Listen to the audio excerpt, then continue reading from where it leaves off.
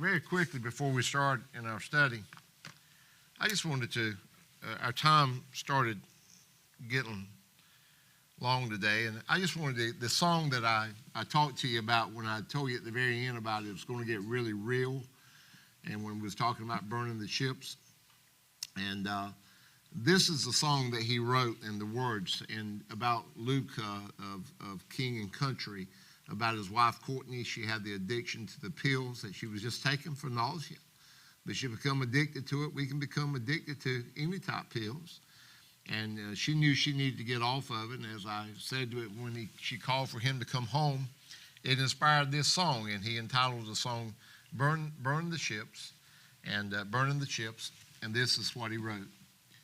And I'm not going to try to sing it to you, so I'm just going to say the words. But you can feel the pain as he writes. How did we get here?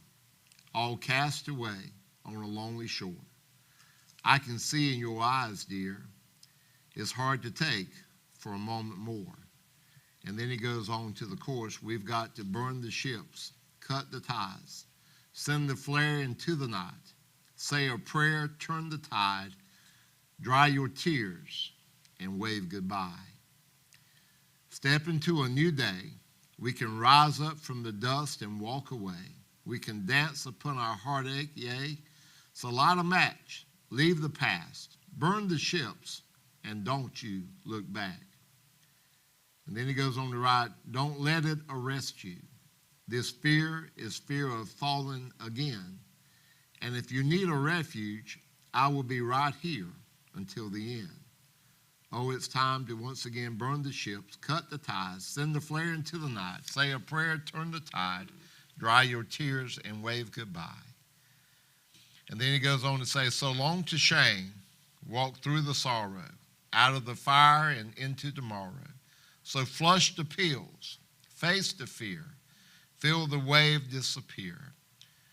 We're coming clear, we're born again. Our hopeful lungs can breathe again. Oh, we can breathe again. So step into a new day. We can rise up from the dust and walk away. We can dance upon our heartache, yea. So light a match, leave the past, burn the ships, and step into a new day. We can rise up from the dust and walk away.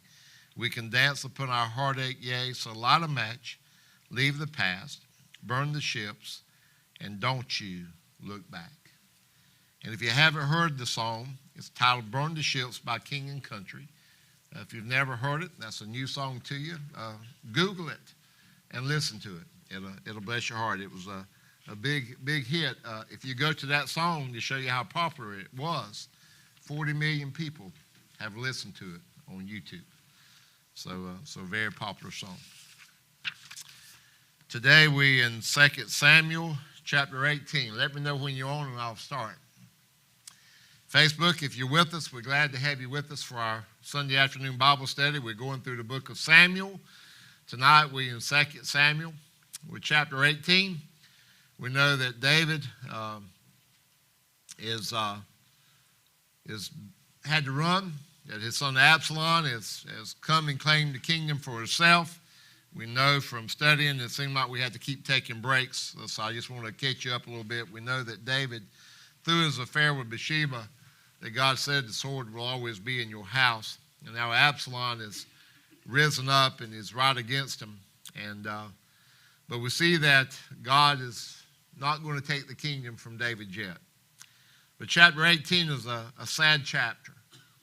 Even though Absalom has come to take his dad's kingdom, I don't think there's no father that can ever truly want to see their son die.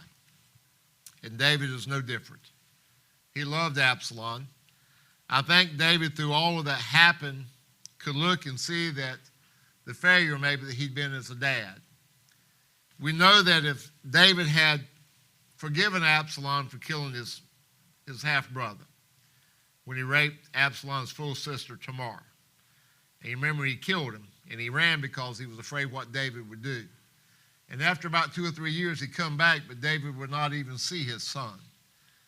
He did not do like the prodigal son's father did. When the prodigal son's when the prodigal son came back home, what did the prodigal son's father do? He ran and met him and kissed him and welcomed him and killed the fatted calf, and they had a party. And David didn't do any of that. It's like Absalom can come back, but I'm never going to forgive him for what he did. So that just caused Absalom to have that much more resentment and anger in his heart about how David treated him. And as that resentment and anger continued to fester, then he said, well, I'll just take the kingdom for myself, because I told you that Absalom was a very beautiful guy to look at, and he was a great politician. You remember how I told you he'd go down to the gate, and while all the people was at the gate and stuff, and says, what you here for? Because the gate's where all the business was done and taken care of. And they were, we've got this thing we got to go see the king about. Well, I sure wish I was your king, man. I could sure help you out if y'all could make me king and put me in that place, you know. I could really do there and stuff. And so he started planting all those seeds among all the people that it would be a lot better if Absalom was king than David. Absalom said he would help us.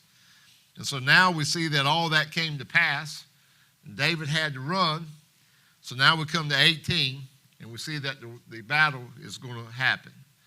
And Absalom and Israel is going to be defeated. And David, it said, numbered the people that were with him and set captains of thousands and captains of hundreds over them. And David sent forth a third part of the people under the hand of Joab. You remember Joab? He's the old general, always been with David, always did David's dirty work. And so he sent a third part. I want you to understand this, David's a warrior. He knows how to make battle plans to have a victory. And he's very strategic. Instead of sending all with one, he took a third part of the people under the hand of Joab. He took another third part under the hand of Abishai, the son of Zeruiah, who was Joab's brother. And he took another third part under the hand of Ittai, the Gittite. And the king said unto the people, I will surely go forth with you myself. Now, listen to that. David wasn't saying that when he was on the rooftop looking at Bathsheba, was he? He should have been going out with him to fight then, and he wouldn't have been in all this mess. But David says, now, I'm going with you. We're going to get this thing straight. But watch what the people tell him.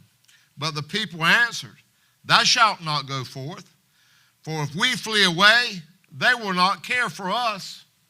Neither if half of us die will they care for us. But now thou art worth 10,000 of us, David. All of them's going to be trying to kill you, David. And if you're on the battlefield, we're going to have to look upon ourselves and try to protect you, and it'd just be better if you don't go. So therefore now it is better that thou succor us out of the city. And if you look at that word succor, that means stay about the city or stay and not come. And so we see here as they do that, he just help us out of the city. And the king said unto them, what seemeth you best, I will do. And the king stood by the gate side, and all the people came out by the hundreds and by the thousands. So David did not go out to war with them, but he stood by the gate. I'm your king now. You go fight, do me proud. But look at the order he gives in verse 5. And the king commanded Joab and Abishai and Ittai, saying, would you do me a favor? Would you deal gently for my sake with the young man, even with Absalom? And all the people heard when the king gave all the captains charge concerning Absalom. Now, see, this was a problem. Absalom was his son. David loved his son. But Absalom also was the enemy. Absalom was the one that led the revolt to try to take over David's kingdom. And here he was sending all these people to fight. Go win the war, but don't hurt Absalom. Be kind to him. Look after him. Remember that now. So all the people went out into the field because everybody was there going past the king when they heard him give them orders to the generals. So the people went out into the field against Israel, and the battle was in the wood of Ephraim. It's not good to fight David in the woods. He lived most of his life in the woods. His men had lived most of his life in the woods. He was very good warriors in the woods, better than Absalom and his men, where the people of Israel were slain before the servants of David. And there was there a great slaughter that day of 20,000 men. David's armies killed 20,000 Israelites of Absalom's army. For the battle was there scattered over the face of all the country, and the wood devoured more people that day than the sword devoured. Those woods was very thick. You get in there and just wasn't good to be in a situation like that. So now we see that Absalom, he's going to run. And Absalom met the servants of David, and Absalom rode upon a mule. And the mule went under the thick boughs of a great oak, and his head caught hold of the oak. And he was taken up between the heaven and the earth, and the mule that was under him went away. As the story goes, I told you about Absalom's hair, right? I tell you what a thick head of hair he had and how he cut it each year and it weighed so much. So it is, he's riding in the woods and his hair is just a mangan, and his hair got caught in the thorns of the tree and basically hung him from the hair of his head. And he was hanging in the tree. You got that picture? Mule took off, got the head caught, mule kept going, here he was hanging, caught in the tree. And a certain man saw it and told Joab and said, behold, I saw Absalom hanging in an oak. And Joab said unto the man, watch this now, and told him, and behold, thou sawest him. Well, why didst not smite him there to the ground? And I would have given thee 10 shekels of silver and a girdle. And the man said unto Joab, though I should receive 1,000 shekels of silver in mine hand, he said, you could give me 1,000. Yet would I not put forth mine hand against the king's son. For in our hearing the king charged thee and Abishai and Ittai, saying, beware that none touch the young man Absalom. So all of them heard the king, and they knew David. We've already seen what David did when some of them killed a certain one and thought David would be glad, like even when Saul got killed. You remember come said, well, I killed Saul. And what did David do? He killed them. How dare you lay your hands on the king, on God's man? So what's Joab going to do? Otherwise I should have wrought falsehood against mine own life, for there is no matter hid from the king. And thou thyself wouldst have set thyself against me. He said, if I'd killed Absalom, the king would have killed me. Then said Joab, I may not tarry thus with thee. He said, I don't have time to talk with you. I got business to take care of. So he found out from the guy where he was, and he took 3 darts in his hands. And it says he went to Absalom, and he thrust them through the heart of Absalom while he was yet alive in the midst of the oak. And 10 young men that bare Joab's armor compassed about and smote Absalom, and they slew him right there. Now, why do you think Joab did that? If you've read ahead, you know. Joab knew that if he brought Absalom back, Absalom's heart was not going to change. David didn't see that because he was not thinking rationally. That was his son. But if Absalom failed this time, there would have come another time that Absalom would have tried it again. Joab was a good general. And we'll see here a little later how David probably figures it out. But he never questions a lot about who killed Absalom. But watch how it comes about. So Joab, he was all for David. He was all for preparing David's kingdom. He fought for David. He looked after David. He took care of David. He was for doing the right thing. He did not like his feelings get in the way of whatever had to be done, Joab was going to do. And so he knew Absalom needed to be killed. That was the only way to stop the revolution. When Absalom died, we'll see right here that the revolution of Absalom trying to take over the kingdom from David, it stopped. The other people said, Absalom's dead. Well, I thought we was fighting so Absalom could be king. Well, he can't be king now. He's dead. So the battle stopped. And Joab blew the trumpet, and the people returned from pursuing after Israel, for Joab held back the people. When he killed Absalom, he said, stop. Well, see, 20,000 people done been killed of Absalom's army. And Joab knew it was going to be a slaughter. Now, you got to realize that these were people fighting against people they knew. It was a civil war. It was like brother against brother. There was part that chose David, but there was also part in the same country that was under the kingship of David that backed David. So we see in this here that Joab said, we got to stop this. So when he killed Absalom so he could stop the killing and call him off. And they took Absalom, and they cast him into a great pit in the wood, and they laid a very great heap of stones upon him, and all Israel fled, everyone to his tent. See, Joab knew when they heard that Absalom had died, the battle would be over. They quit fighting, and all of them went to the tent because they didn't know what else to do. We don't have good leadership now. We don't know what to do. Now, Absalom in his lifetime had taken and reared up for himself a pillar, which is in the king's dale, for he said, I have no son to keep my name in remembrance. And he called the pillar after his own name, and is called unto this day Absalom's place. Then said Ahimaaz, the son of Zadok, let me now run and bear the king tidings, how that the Lord hath avenged him of his enemies. Well, it's a big thing to get to go tell the king the news. And Ahimaaz said, let me go. Can I go tell the king all the good news and everything that happened? And Joab said unto him, thou shalt not bear tidings this day, but thou shalt bear tidings another day. But this day thou shalt bear no tidings, because the king's son is dead. Then said Joab to Cushi, you go tell the king what thou hast seen. And Cushi bowed himself, and unto Joab he began to run.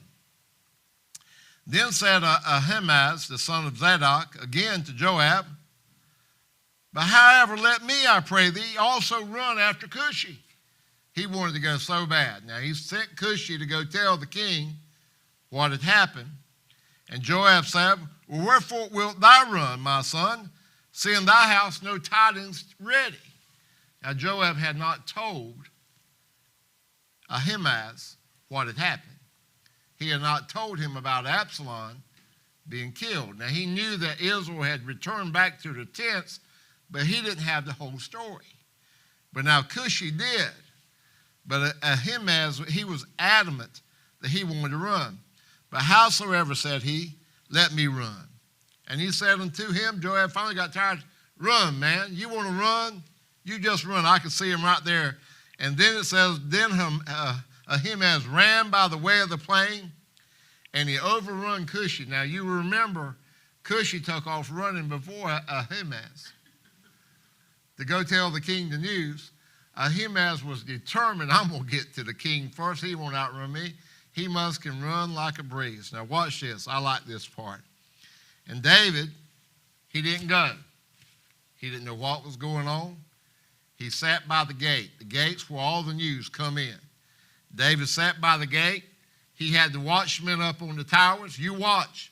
Let me know if you see anything at all coming. And it's not like today. You get a phone call and find out in a heartbeat. So he was waiting for news about what happened. And you can imagine David was on pins and needles. Do you think he was more worried about the victory, or he was more worried about Absalom? He was more worried about his son Absalom. And we'll see that. And David sat between the two gates, and the watchman went up on the roof over the gate unto the wall. And he lifted up his eyes and looked, and behold, there was a man running along. Which man you think it is? You think it's Cushi, or you think it's Ahimaaz? And the watchman cried and told the king, and the king said, if he be alone, there is tidings in his mouth. If you just see one runner, that means he's got news. And he came apace and drew near. And the watchman saw another man running. And the watchman called unto the porter and said, behold, there's another man running along too. And the king says, well, he also bringeth tidings. So the king was probably encouraged that there's two of them. Must be really good news for them to send two. And the watchman said, me thinketh the running of the foremost is like the running of Ahimaaz, the son of Zadok. And the king said, well, he's a good man, and he's cometh with good tidings. And when Ahimaaz called and said unto the king, all is well. And he fell down to the earth upon his face before the king. And he said, blessed be the Lord thy God, which hath delivered up the men that lifted up their hand against my Lord the king. Ahimaaz knew that David had won the victory. But look what David asked. And the king said, is the young man Absalom safe? He wasn't even concerned that he had his kingship back. All he could worry about is Absalom safe. And Ahimaaz answered, when Joab sent the king's servants and me thy servant, I saw a great tumult, but I knew not what it was. So he didn't have the whole story. He knew something was going on, but they had not told him. And the king said unto him, turn aside and stand here. And he turned aside and he stood still, and behold, Cushi came. And Cushi said, tidings, my lord, the king, for the Lord hath avenged thee this day of all them that rose up against thee. And the king said unto Cushi, is the young man Absalom safe? And Cushi answered, the enemies of my lord the king, and all that rise against thee to do thee harm, to do thee hurt, be as that young man is. Basically, he's telling them, Absalom's dead, my king. And it says in verse 33, and the king was much moved, and he went up to the chamber over the gate, and he wept. And he went thus, and he said, O my son Absalom, my son Absalom, whom God I had died for thee. O Absalom, my son, my son. If we were watching a play, this would be a very sad part. To see a father grieving for his son. To have a father that wish I could have died in place of my son Absalom. Even after Absalom did all the things, that was still his son. I think he thought maybe of how I failed him. What more could I have done? What mistakes have I made?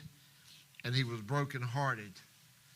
Well, see now, when the runners came and brought the news to David, it should have been a time of celebration.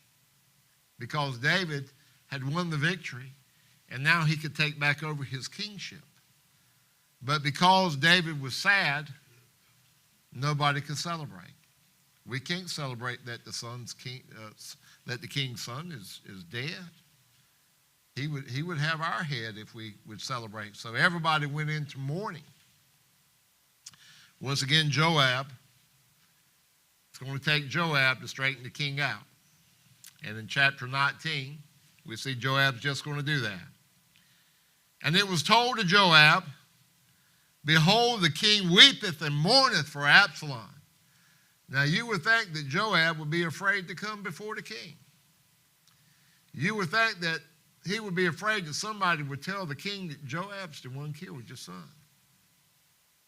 But the Bible never tells us that that's what happens. Even though we've got a good feeling that David knows.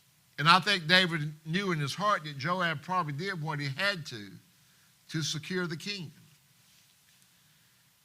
And the victor that day was turned into mourning unto all the people, for the people heard say that day how the king was grieved for his son.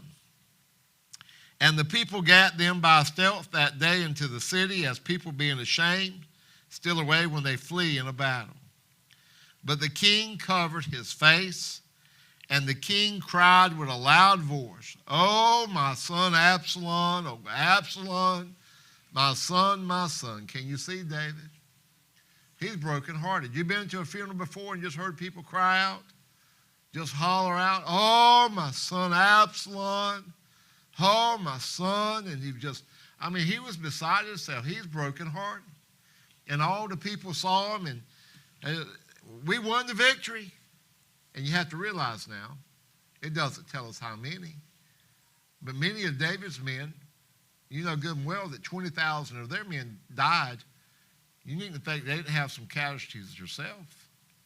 There had to be some. The Bible doesn't really tell us how many died, but you know many of his men gave their life and died just to secure the victory. And here David could not honor and praise them for what they've done. He's crying. So Joab, it says in verse 5, came into the house of the king. Joab ain't going to hold back now. I like Joab. He came into the house of the king and said, Thou hast shamed this day the faces of all thy servants, which this day have saved thy life, and the lives of thy sons, all his other sons, and of thy daughters, and the lives of thy wives, and the lives of thy concubines. We've done all this for you, David, and you've shamed us all, and that thou lovest thine enemies and hatest thy friends. Joab didn't hold back. For thou hast declared this day that thou regardest neither princes nor servants, for this day I perceive that if Absalom had lived, and all we had died this day, then it had well pleased thee well. Joab said, You'd rather all of us die and Absalom still be alive. So Joab tells King David, I'm going to tell you what you're going to do. You're going to now therefore arise. You're going to go forth, and you're going to speak comfortably unto thy servants. See, Joab was the general. Joab fought on the battlefield with those men.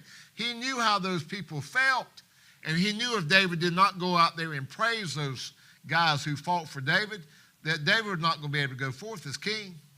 He had to rule with authority of king. He says, Go and rise and speak comfort to thy servants, and I swear by the Lord, if thou go not forth, there will not tarry one with thee this night, and that will be worse unto thee than all the evil that befell thee from thy youth until now. He said, David, you're going to lose everything. There won't be a one that'll be for you. They'll hate you for what you're doing. So in verse 8, the king arose. He sat in the gate. That's the place you go to speak. And they told unto all the people, saying, Behold, the king doth sit in the gate. And all the people came before the king. For Israel had fled every man to his tent. Even the ones that had backed Absalom was coming to the gate to hear King David. His civil war was over. Absalom had been defeated. Many people had died. But here David was back at the head. And all the people were at strife throughout all the tribes of Israel, saying, The king saved us out of the hand of our enemies, and he delivered us out of the hand of the Philistines.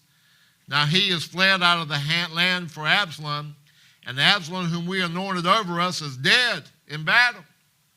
Now therefore, why speak ye not a word of bringing the king back? And King David sent to Zadok and Abiathar the priest, saying, Speak unto the elders of Judah, saying, Why are ye the last to bring the king back to the house? Why haven't you asked me back to be your king, David says, seeing the speech of all Israel is come to the king, even to his house. Ye are my brethren, you are my bones and my flesh. Wherefore then are ye the last to bring back the king?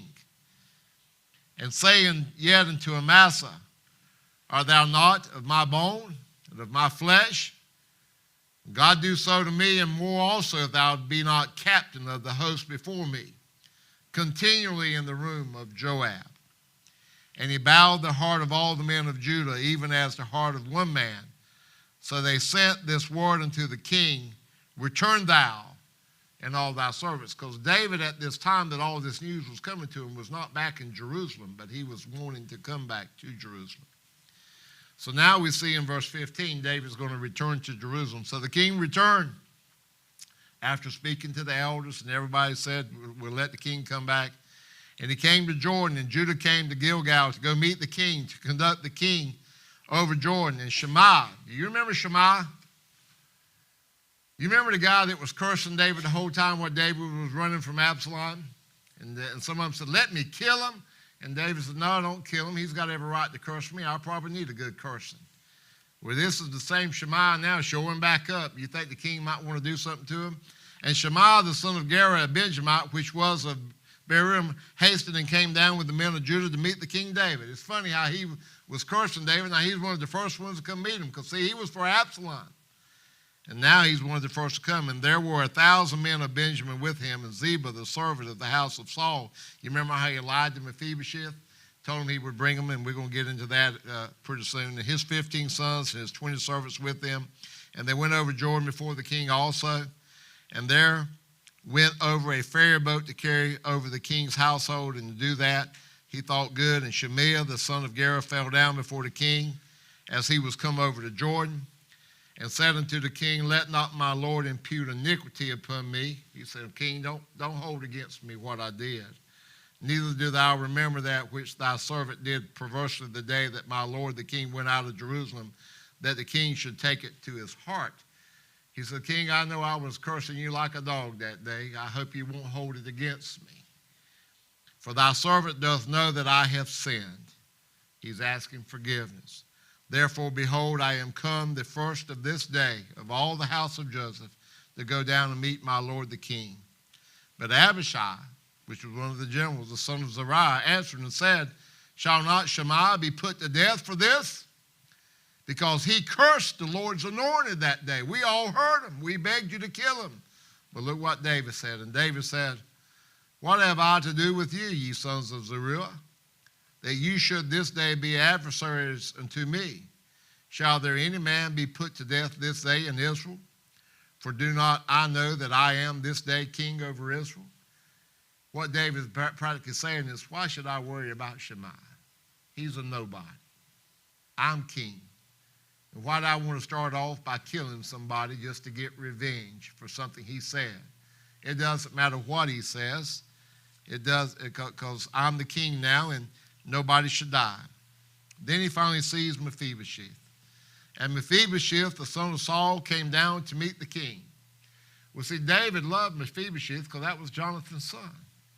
And you're probably wondering, why didn't Mephibosheth come down when I was down there? Why did he stay? He thought maybe Mephibosheth had double-crossed him. And Mephibosheth, the son of Saul, came down to meet the king also. But watch what Mephibosheth had done. He had neither dressed his feet nor trimmed his beard. What it means by dressed feet, he did not cut his toenails. He did not cut his fingernails. He did not trim his beard. He did not wash his clothes from the day the king departed until the day that King David come back. He fasted and honored and prayed for David. And it came to pass when he was come to Jerusalem to meet the king, that the king said unto him, wherefore wentest not thou with me, Mephibosheth? And he answered, my lord, O king, my servant Ziba, he deceived me.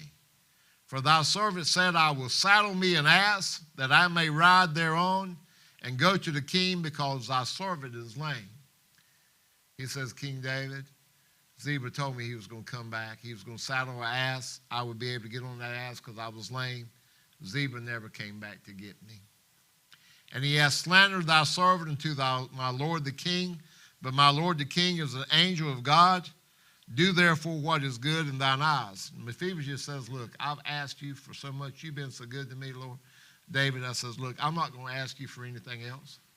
Whatever you desire to do to me for not going with you, I told you what I was doing, you do. For all of my father's house were but dead men before my lord the king. Yet didst thou set thy servant among them that did eat at thine own table. What right therefore have I yet to cry any more unto the king, Mephibosheth said. You brought me in when you didn't have to, king. You put me in the palace. You let me eat food at your table. You did more than anybody could ever ask. I don't have any right to ask anything else of you. And the king said unto him, well, why speakest thou any more of thy matters?